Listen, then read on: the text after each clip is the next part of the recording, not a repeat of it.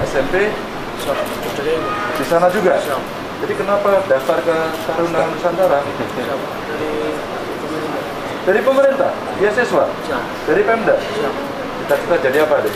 Siap. Di PDN. Siap. Belajar yang bagus ya. Siap.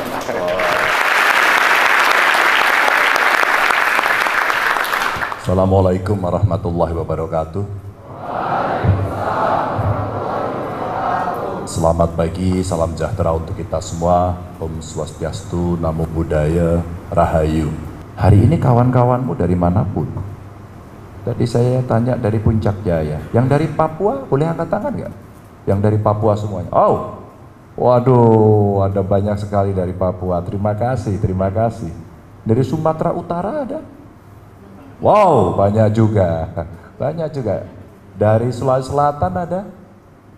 Oh, ada juga. Waduh, banyak juga. Dari Sumatera Barat ada? Oh, ada juga. Waduh, banyak sekali. Tentu representasi Indonesia ada di TN. Ada banyak perubahan tadi yang sedang kita hadapi bersama. Global. Kita tidak pernah berpikir bahwa yang namanya pandemi itu merubah segalanya. Seluruh relasi berubah, relasi ekonomi berubah, relasi sosial budaya berubah, bahkan relasi politik berubah. Apakah kemudian sudah selesai? Belum, belum. Dulu orang baca buku, beli buku, dibaca manual. Sekarang semuanya menjadi digital. Apa yang mau saya ceritakan? Bahwa ketika di launching banyak gagasan, banyak ide yang kemudian terkenal dengan revolusi industri 4.0 yang semua robotik, yang semua akan digantikan dengan teknologi-teknologi robot maupun dengan teknologi informasi. Orang hanya berpikir, itu nanti kita harus siapkan SDM. Ngomongnya gitu terus.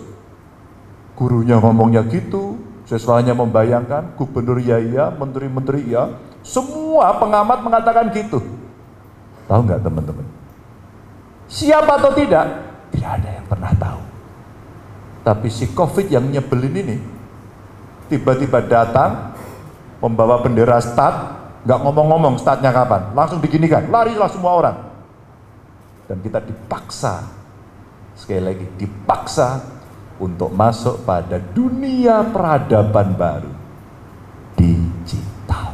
Anak-anakku, apakah bangsa kita penolong atau tidak? Pandemi menunjukkan itu. Tetangga sebelah yang tidak punya beras dikirim, tidak punya makanan dikirim, yang sakit ditengok, dan itu tradisi kita. Hari ini kalau dilihat Amerika yang majunya minta ampun, tiba-tiba orang bawa senjata sekolah, orang tidak salah ditembaki mati. Orang tua sudah pakai tongkat begini tiba-tiba tendang dari belakang. I don't think so. Bagaimana ini bisa terjadi? Yang katanya menghormati HAM, yang katanya memberikan ruang kebebasan, tapi hari ini semua panik. Kita belajar, dan ternyata di sana negara yang membebaskan senjata, ya Pak ya, membebaskan senjata, beli dimanapun bisa. Dengan emosional yang tidak bagus, orang akan bisa lakukan apapun. Kembali pada cerita pandemi. Apa kemudian pikiran alternatif yang muncul? Sekali lagi, alternatif. Ingat-ingat terus. Selalu kalian berpikir alternatif. Saya kemarin baru ngobrol dengan orang Indonesia yang ngajar di Delft University di Belanda. Dan dia sampaikan, Pak Gubernur, saya mau balik dulu ke Belanda. Tapi kalau Pak Gubernur mau komunikasi, kami siap. Enggak, saya mau nanya aja gimana cara menghentikan rob. Pertanyaan saya enggak sulit. Soal ilmu Anda yang ngurus, soal keputusan saya. Prinsipnya Pak, jangan ambil air tanah, maka pikiran saya harus muter, berpikir alternatif. Dilarang buat aturan tidak boleh ngambil air tanah, maka negara pemerintah harus menyediakan air permukaan. PDAM, mencari sumber baru, distribusi, kualitas air, dan seterusnya. Alternatif. Maka adik-adik mesti berpikir itu. Saya tidak mau membebani tentu dengan pikiran yang besar-besar ini, tapi saya hanya mau cerita negara, dunia sedang berubah.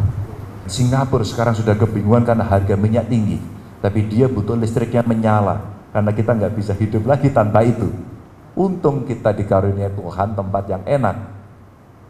Musim kita banyak, hujan, ya enggak? Musim panas, musim rambutan, musim mangga. Apa yang mau kita sampaikan? Kita tidak pernah kedinginan ekstrim, kecuali tidur di garung. Atau barangkali kita tidak pernah kepanasan ekstrim. Paling panasnya kalau banyak hoax.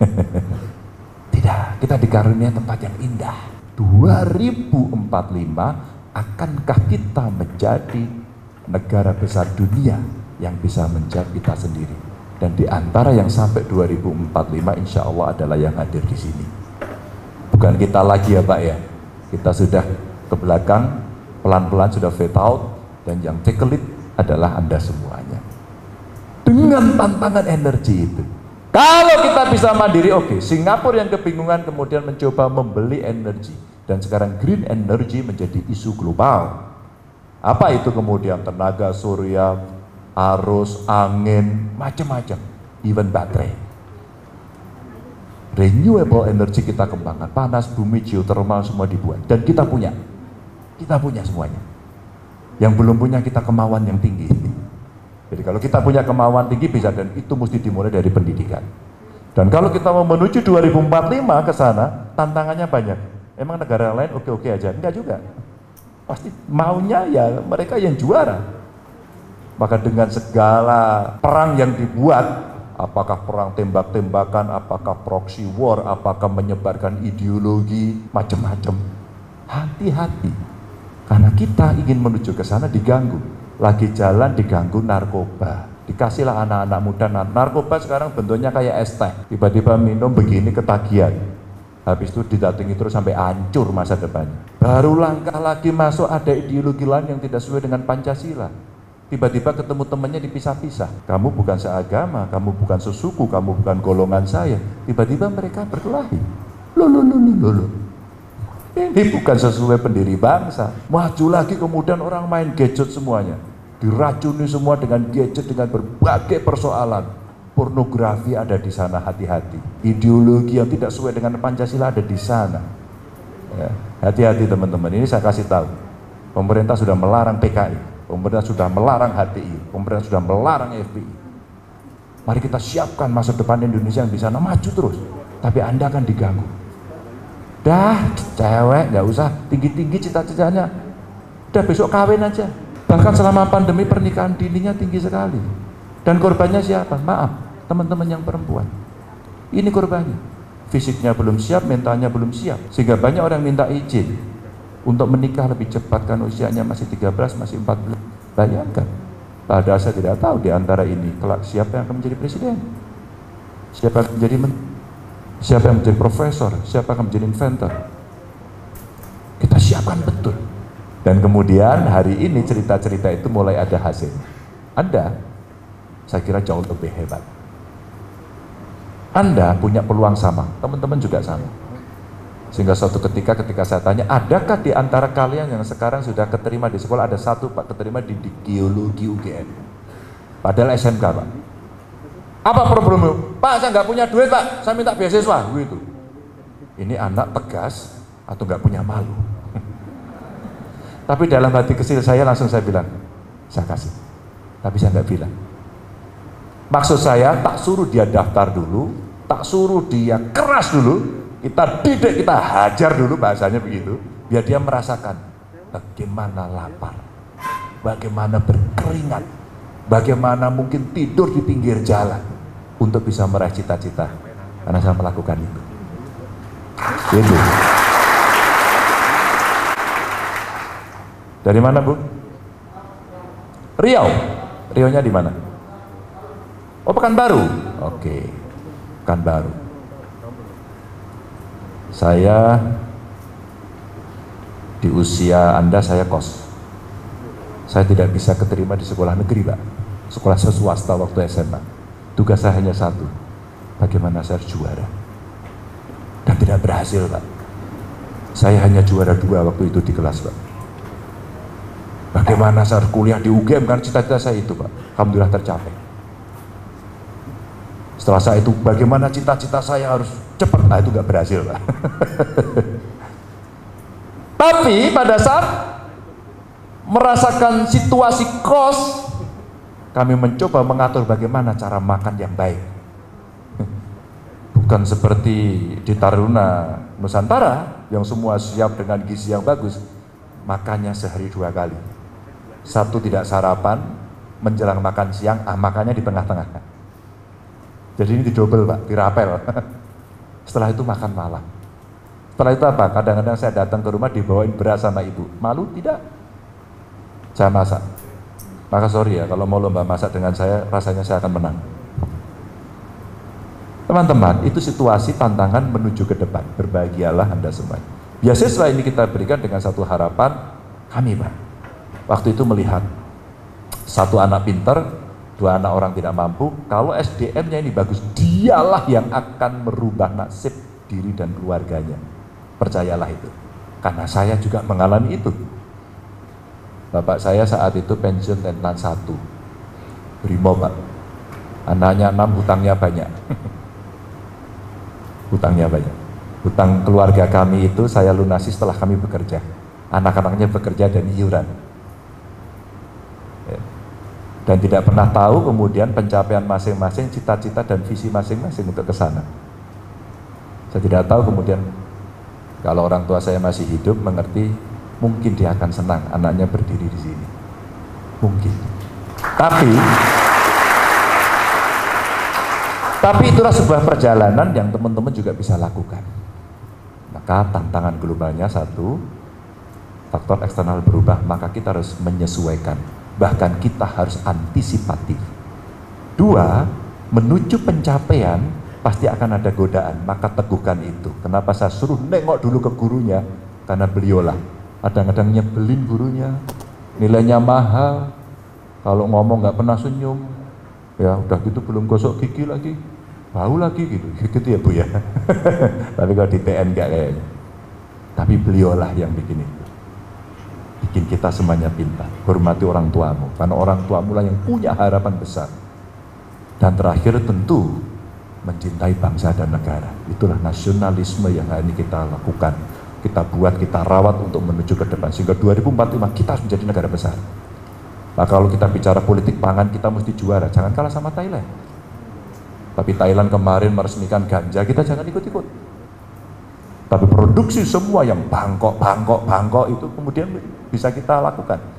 Kalau di antara Anda nanti ada yang jago di situ. Maka tantangan menuju masa depan itu yang perlu dikawal. Kalau jalan itu batasnya adalah garis hitam di sini dan di sini, maka manuvernya boleh ke sini, tapi harus sampai di sini, nggak boleh offside. Kalau offside diingatkan, ngomongmu sudah kebablasan, nyinggung perasaan, itu offside. Tarik lagi. Atau boleh manuver sampai ke kiri, tapi sampai sini, nggak boleh offside sini. Kamu sudah offside, ya. Kamu sudah kebangetan. Ya, temanmu yang berbeda suku, berbeda agama, kamu perlakukan seperti itu nggak boleh, begitu. Ini yang saya betul tekankan, sehingga tantanganmu itu yang di sana tadi, di 2045 tadi. Anda nyiapkan urut-urutan masa depan, besok kuliah di mana, saya jadi apa, dan seterusnya, dan persoalan itu Pak Ganjar, Pak Gubernur akan saya selesaikan kelak kemudian hari. Bukan kemudian bicara, loh kita beda suku ngapain? Ngapain kamu sekolah di sini? Sekolah di tempatmu sendiri? Nggak bisa. Republik ini para pendiri bangsa sudah sepakat, bahkan sejak 28 Oktober, berbangsa satu, berbahasa satu, bertanah air satu, kurang bernegara saja. Kurang bernegara, kalau sudah bernegara, kita merdekanya tahun 28 sebenarnya. Semua sudah sepakat, itu tidak ada cerita yang lain. Anak-anak, kesempatan ini tidak boleh disia-siakan. Kadang-kadang kalian masih muda suka emosi sama teman, tapi jangan menjadi seorang yang fatalis. Belajar, ini fata ini nyebelin, awas ya besok kita hajar kalau pas dia lagi makan. No, ajak bicara, ajak diskusi, ajak berdebat. Tapi setelah selesai seperti orang tinju itu kalau sudah di ring Itu rasanya dihancurin betul. Tapi setelah selesai apa yang dilakukan? Dia berpelukan. Ketika di bawah bagaimana dia?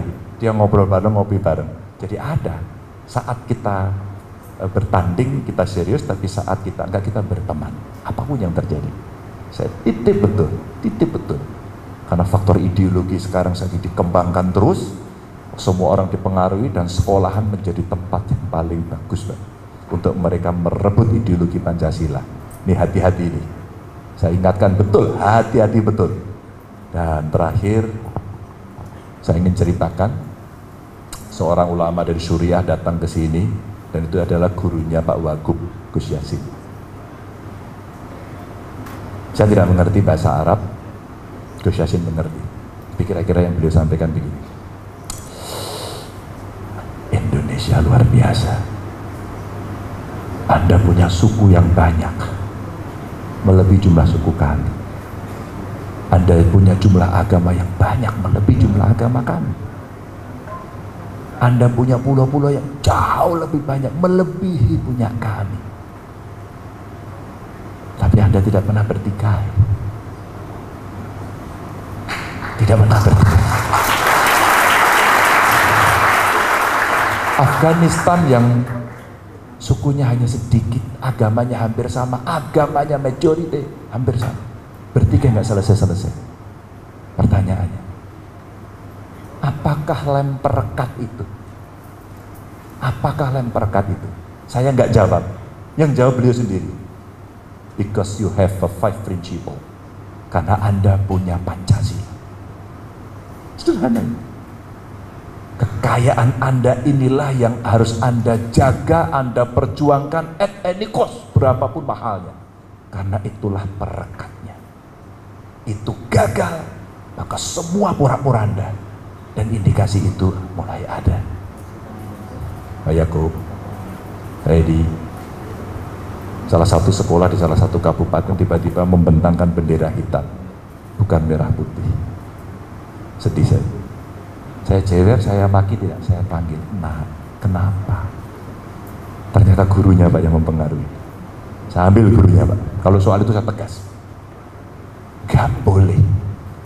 Maka nilai-nilai Pancasila tidak harus hafalannya, nilainya. Ketuhanan yang Maha Esa, menghormati banyak agama, beribadah menurut agama dan keyakinan masing-masing. Sebagai seorang Muslim, kalau saya bilang lakum dinukum waliyadin, agamamu agamamu, agamaku agamaku, mari kita saling menghormati dan bekerja sama. Oke, kemanusiaan yang adil dan beradab jangan sia-sia. Maka ketika PBB kemarin, PBB yang ngurusi bencana Pak, kemarin ada conference di Bali, sayang saya nggak bisa hadir. Saya hanya diminta untuk menyampaikan satu speech di sana. Apa yang tertarik dari Jawa Tengah? Jogotongo. Mungkin pernah ada yang mendengar. Jogotongo adalah konsep pada saat pandemi bagaimana kita saling menjaga antar tetangga. Kurang makan, bantu. Simpel tuh. Ada yang sakit, diantar ke sana. Nggak punya masker, dijahitin. Dibagi. Bahkan posko-posko kantor-kantor RT, RW, pos ronda dipakai untuk posko itu. Bahkan ada gerakan namanya cantelan, nyantelin makanan. Ada telurnya ya, hanya 3 saja. Ada yang beras hanya 1 gelas, silakan siapapun boleh mengambil, dan orang mengambil secukupnya, tidak berebut. Menjaga tetangga. Dan Jogotongo kemudian beranak pinak menjadi Jogo Sekolahku, Jogo Industri, Jogo Pabrik, Jogo Kiai, Jogo Santri, jaga gereja, semuanya jaga-jaga, menjaga sendiri, membangun kekuatan yang based on community. Ini yang ada. Dari itulah kemudian anak-anak sekalian, beberapa pengalaman yang akhirnya kita harapkan Anda akan melakukan itu. Saya hakul yakin, percaya betul, jika nilai-nilai itu kita pegang, maka 2045 kita capai. Dan Anda akan memimpin nanti. Assalamualaikum warahmatullahi wabarakatuh.